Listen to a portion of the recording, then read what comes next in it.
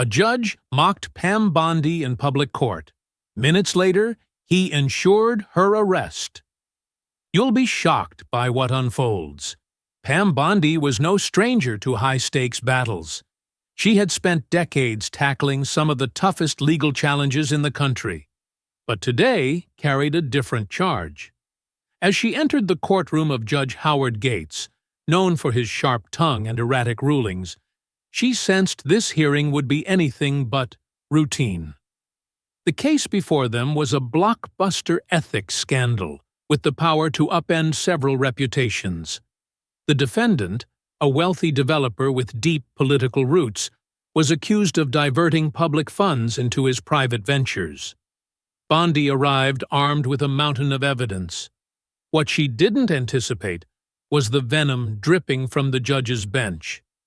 Before she could utter a syllable, Judge Gates leaned toward her table, barely glancing her way. With exaggerated care, he shuffled a file, allowing an uncomfortable silence to settle over the room. Not just protocol, but a calculated yawn. Finally, without meeting her gaze, he spoke slowly. "Ms. Bondi, I hope you've brought something of value today. Or shall we skip to the part where you waste my morning?" Snickers erupted from the defense corner. Bondi brushed them off. She had endured sharper barbs. "Your Honor, the facts will stand on their own. This case is about misused public funds, and I'm here to lay them out clearly." Judge Gates leaned back, feigning disinterest. "Public funds, huh? Never seen someone in such a fine suit before." Bondi clenched her teeth, but her voice remained steady. "With all due respect, Your Honor, I contend that the allegations of bribery are not baseless." Their eyes met briefly, his icy and shrewd, hers resolute. But before she could continue, he interrupted. "Ms. Bondi, save the sermons for yourself. Let's get started. I'm not here to indulge your theatrics all day." Whispers rippled through the spectators. The room wasn't crowded, but the tension was palpable. Judges could be tough, but this felt targeted. Pam took a deep breath, steadying herself. She saw his game, rattle her, seize control, dominate. She wouldn't bite. She pulled a folder from her stack and opened it. "Your Honor, please refer to Exhibit A. These records clearly show—" "Ms. Bondi," Gates interjected, "do you always bury people in paperwork, or is that your crutch?" That stung. The air shifted. The defense attorney smirked. Reporters exchanged glances. But Bondi stood tall. She had long learned that men like Gates fed on fear. The trick was never to show it. She paused, letting the silence speak, then placed the folder down firmly. "Your Honor, if you prefer to keep this personal, I might request a recess to address the issues you're implying." It was masterful, not confrontational but firm. A line had been drawn. Gates's mouth twitched. Amusement? Irritation? Hard to tell. He wasn't done. "There's no issue here, Ms. Bondi. I just see a shaky case from a mile away." Gasps pierced the silence. A nearby whisper hissed. This wasn't legal decorum. It was naked hostility. Pam felt the room tilt, all eyes ping-ponging between them. She wouldn't fight. That's what he wanted. Instead, she adjusted her jacket, organized her files, and met his gaze. Then let the evidence speak. But as she spoke, she caught a glint in his face. Not just arrogance or disdain. Something deeper, like a man with skin in the game. That's when she understood. This wasn't just a power play. Judge Gates had a secret. What he didn't know was that she had one too. Pam Bondi had weathered many contentious hearings, but this was different. Judge Gates wasn't just presiding, he was arguing, deliberately wearing her down in front of everyone. Why? She felt his gaze as she pressed her points. With every sentence she delivered, he was ready to strike. She could see it, the slight smirk, the slow drum of his fingers, baiting her. She wouldn't back down. "Your Honor," she said calmly, "these documents reveal a glaring gap in the fund trail. The defendant's firm pocketed nearly triple the budgeted amount, with no trace in state records." She leaned toward the screen, the figures glowing.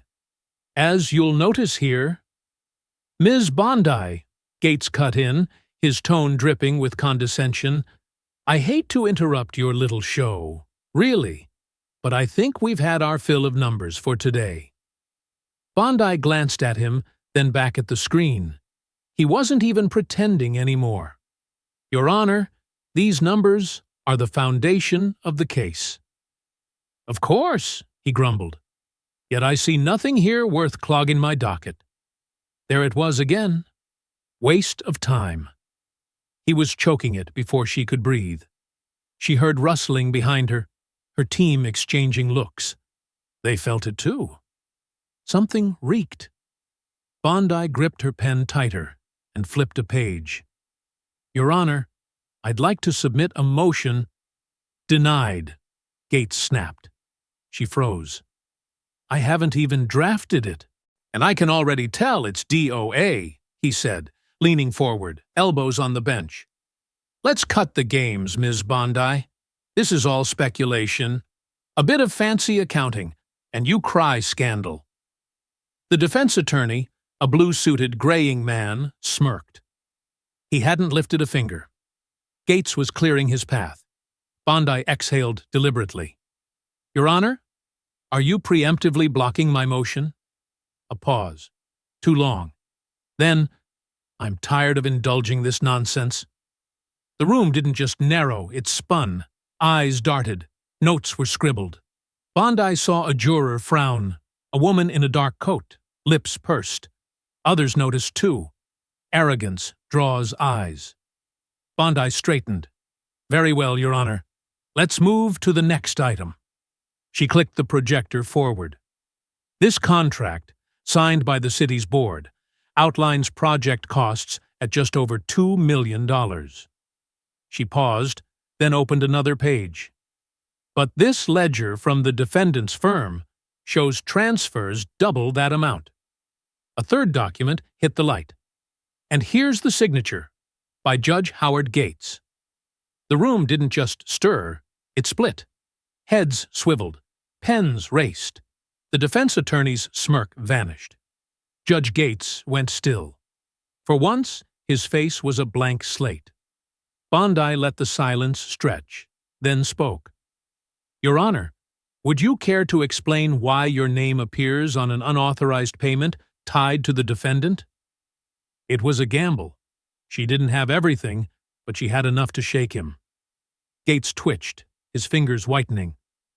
"That paper," he said slowly, "is out of bounds." Bondi tilted her head. "How so?" "It's tainted evidence." She held his gaze. "Your Honor, we obtained this legally through a subpoena." His nostrils flared. "Then it's garbage. I'm tossing it." The shift hit everyone. The jury, the clerk, even the bailiff. All eyes were glued. Bondi crossed her arms, cool as ever. "This is public record, Your Honor. The press is here.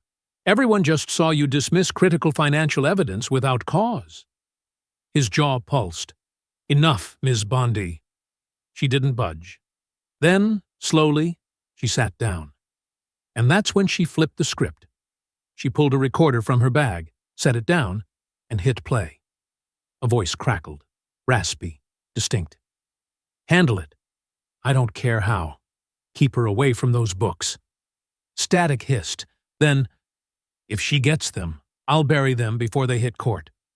Silence. Thick, suffocating silence. Judge Gates didn't move, didn't breathe. Bondi didn't look at him. She didn't need to. Everyone had heard it. The real fight had begun. The recording cut off, leaving a void heavy enough to crush the room. No chatter, no speculation. Just the raw shock of Judge Howard Gates exposed. Pam Bondi remained still, her eyes on the device, daring him to deny it. He didn't. He couldn't. The defense attorney blinked, his composure cracking. That smirk? History. He shot a look at his client, the developer whose empire thrived on shady dealings. The man's color drained. Judge Gates coughed. Ms. Bondi, I don't know where you got that, but— That's not the point, Your Honor, she cut in, steel in her voice. Who were you conspiring with? His fists clenched. This is insanity, he barked. You're turning this into a circus. A circus? She echoed, almost lightly. I'd call it sunlight. Finally, some truth in this room. The air thickened. Bondi let him stew, let him burn. Then she slid another paper forward. Your Honor, this transcript, obtained through a legal wiretap, corroborates every word you just heard. Judge Gates, hands locked, chest heaving, stared at her. Bondi nodded to the bailiff. Officer Reynolds, please read the highlighted portion. The bailiff hesitated, then took it. His voice was flat, but the words hit hard. We'll shut it down.